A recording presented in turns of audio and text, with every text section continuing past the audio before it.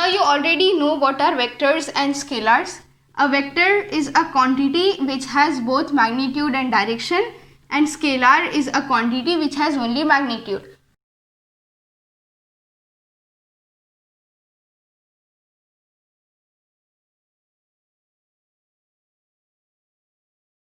Now that we are clear with what is vector and scalar, we'll move into del operator. Del operator is given by del, which goes like this, is equal to x hat del by del x plus y hat del by del y plus z hat del by del z. That this del is a vector operator which acts on a function, whatever function we'll give. So there are three ways this del operator will act. The first is the gradient. Gradient means this del will act on a scalar quantity. The second is the divergence, in which this del operator will act on a vector quantity through a or via a dot product. The third is the curl, which is this vector, del vector, operating on a vector quantity via a cross product. Now the gradient of a scalar is a vector quantity, and this del s will give us the direction of maximum increase of the function s, and the magnitude of this del s will give us the rate of increase along this maximal direction. Now therefore we know that if we want to find the extrema of any function, let's say function s, which is a function of x, y and z, so we will have to set del s is equal to 0 to get the extrema of this function s. The divergence of a vector quantity is a scalar, and it will give us information about the divergence, or you can say about the spread. That is, it is a measure of how much this vector is spread about the point which is given in the question. The curl of a vector quantity is a vector, and it will give us something information like rotation. That is a measure of how much this A will swirl around the given point. So to learn the formulas for gradient, divergence and curl, as well as we'll have Laplacian, which we will see in the three coordinate systems, Cartesian, cylindrical and spherical, we will look into a table first.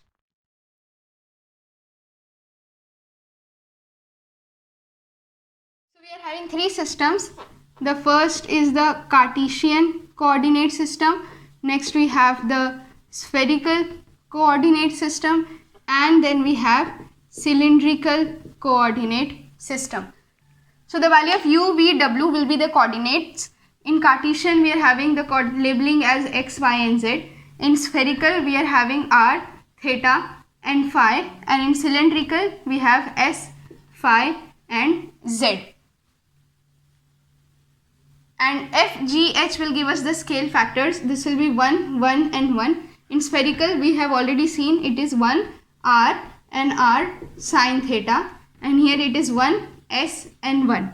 So now the gradient of a scalar quantity will be equal to 1 by f, this values, del s upon del u, u hat, plus 1 by g, del s upon del v, v hat, plus 1 by h, del s upon del w, w hat. So this del s, this is a gradient of a scalar, is a vector quantity. Next, the divergence of a vector quantity, that is del bar dot a bar, will be 1 by f g h into del by del u of, if you are taking first f, so we'll consider g and h, g, h, a, u, a, u. Now we know this is a scalar quantity. So plus del by del v, we are taking v second term, so we'll take f into h, f into h into a v, plus del by del W into, taking W, so we'll remove H, we'll take F and G. F into G into A W.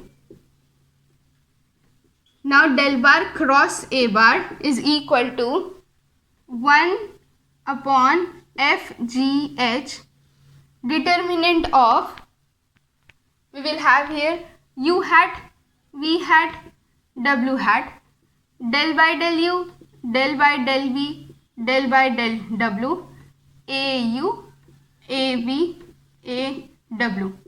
Multiply here FGH, multiply here FGH. That is the curl of A. Where what is AU, AV, AW? These are the three components of A. So A, since it is a vector quantity, we are having AU, U hat, plus AV, V hat, plus AW, W hat. Now if we consider second derivatives, so we will have to look into Laplacian.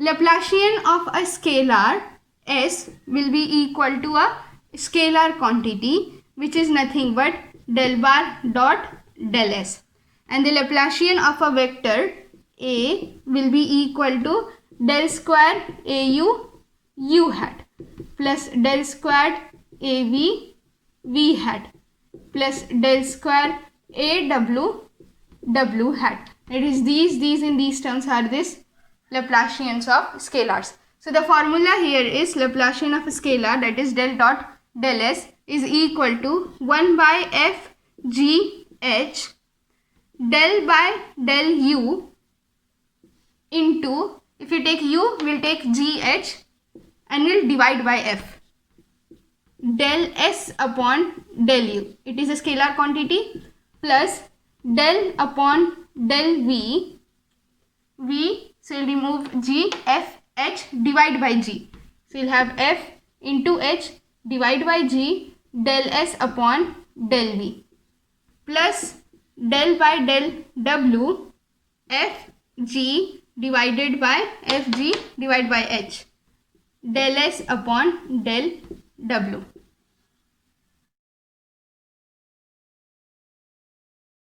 Now we are going to look into some vector identities or formulas.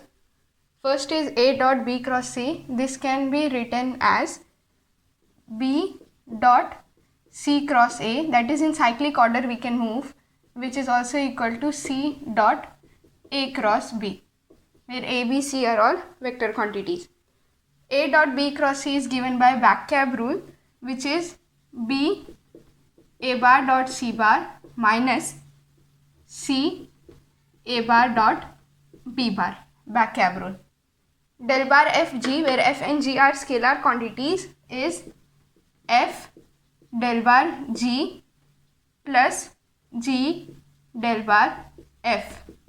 Where this F is a scalar quantity and A is a vector quantity, then del dot F A bar will be equal to F del bar dot A bar plus A bar dot del F. Del cross F A bar will be equal to, first we'll have the scalar quantity out and we'll have del bar cross A bar minus A bar cross del bar F. Del dot A dot B will be equal to A bar cross del bar cross B bar plus B bar cross del bar cross A bar plus B bar dot del A bar plus A bar dot del B bar. Next, del bar dot A bar cross B bar is equal to B bar dot del bar cross A bar minus A bar dot del bar cross B bar.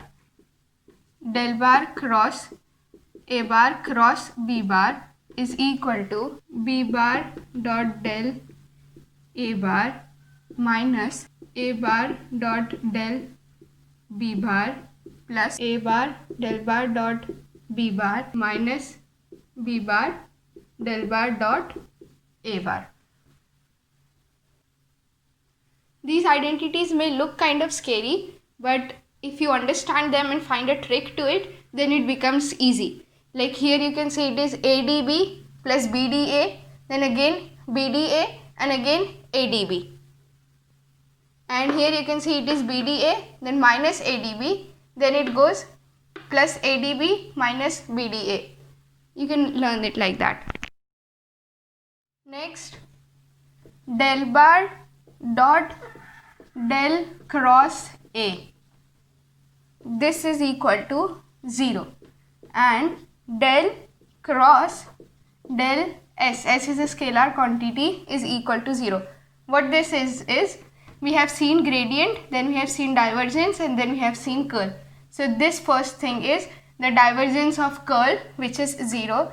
The second thing is the curl of a gradient, which is 0. And next we are going to look into divergence of gradient, that is del bar dot del S. This is equal to del squared S, which is Laplacian. So divergence of gradient is Laplacian. Then del bar cross A bar. This is equal to del bar dot A bar minus del squared A. 0 if this A is some r raised to n into r hat. Now we are having three fundamental theorems. The first theorem is the gradient theorem, which states integration a to b del f dot dl is equal to f of b minus f of a. The second theorem is the divergence theorem,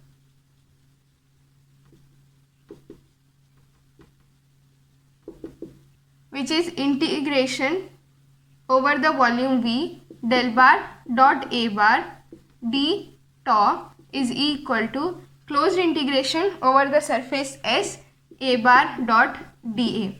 This theorem is also called as the Gauss theorem. The third theorem is the curl theorem,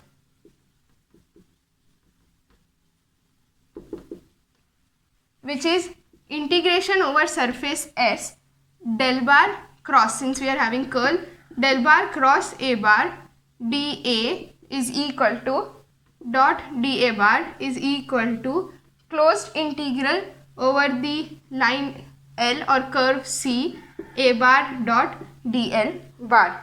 This is also called as Stokes theorem.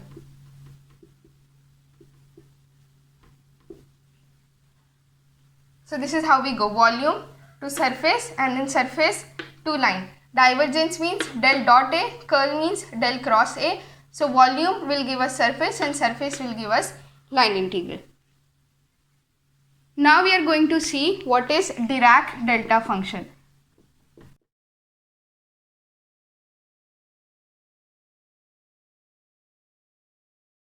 Now the one dimension Dirac delta function is given as delta x will be equal to, it will be 0 at places other than 0 and it will be infinity at x is equal to 0.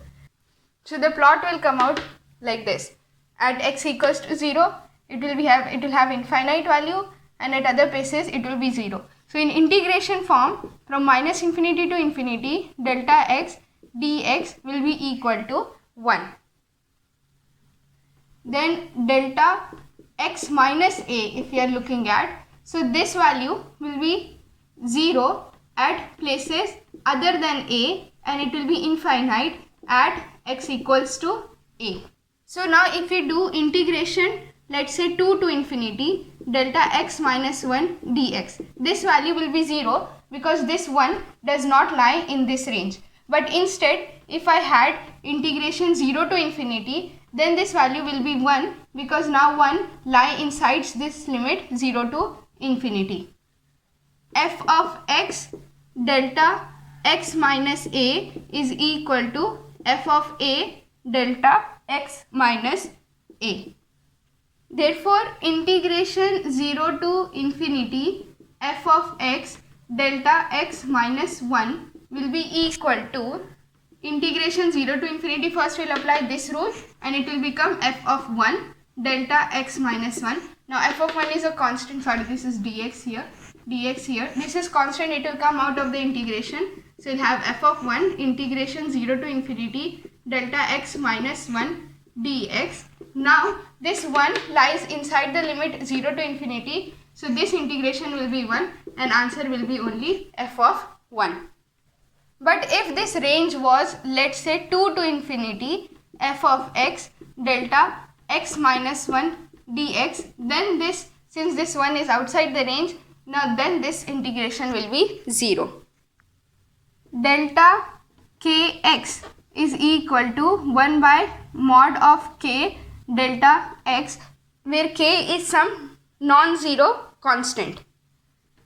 Delta x minus a into x minus b will be equal to 1 by mod of a minus b delta x minus a plus delta x minus b. Now we are having three-dimensional Dirac delta function. Three-dimensional Dirac delta function is delta cube r. Now this value will be equal to 0 at places not equal to 0 and it will be infinity at r is equal to 0. So in integral form this can be written as integration over all space delta cube r d tau will be equal to 1. And generally this can also be written as del dot r hat upon r. This is equal to 4 pi delta cube r. Just like here, if we are having delta cube r minus a, then this value will be 0 at r not equal to a and it will be infinite at r equal to a. Now you already know that the electric lines of force from a positive charge move outwards from the charge and from a negative charge these lines of force move towards the charge. Okay. Now in problems, if you have a source charge which is either positive or negative, so we can see from positive the electric field will move outwards and for negative the electric field will move inwards. Now if the test charge that you bring is positive in both the cases, then you have to remember that both the electric field and the force will be in the same direction. So here the force will be also in this direction and here the force will be in this direction. Next, again if you have a source charge which is positive or negative, so definitely from positive electric field lines will move outwards and from negative electric field lines will move inwards. Now the test charge that you bring, let's say, is negative charge, then the electric field and the direction of force will be opposite. So here the direction of force will be in this direction and here the direction of force will be in this direction. This is needed when you will solve problems. That's it for this part. In the next part, we'll begin with electrostatics. Peace be upon you.